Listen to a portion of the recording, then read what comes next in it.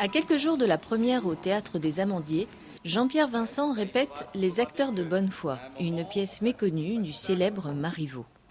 Mais vous voyez, tout ce petit tricot-là, c'est très important. Hein. C'est ça qui est écrit, et ça qu'on ne joue jamais. C'est un petit chef-d'œuvre.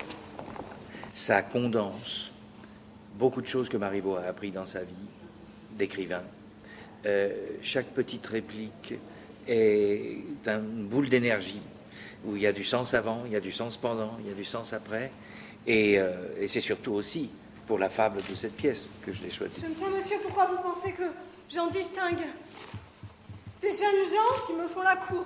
Une fable qui oppose bourgeoisie des villes et bourgeoisie rurale, gens de maison et paysans. Marivaux a toujours parlé de la société.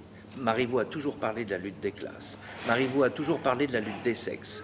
Marivaux a toujours parlé de choses qui sont devenues très graves dans la modernité, mais qui, vues par lui, sont des choses tout à fait singulières et qui concernent les individus. Il parle de la naissance de l'individu moderne. Mais c'est seulement la naissance. Alors pourquoi avoir choisi une pièce du XVIIIe siècle? Je crois que si je montre des pièces du passé, c'est pour que les gens se rendent compte que la génération qui arrive là maintenant n'est pas née de la dernière averse, qu'il y a un passé, qu'il y a une histoire, que nous sommes français, que nous parlons le français, que ça nous constitue, que la fonction de l'Église dans cette société à travers les siècles nous constitue, et que ça produit aujourd'hui des crises parce qu'il y a une autre Église qui arrive dans ce pays.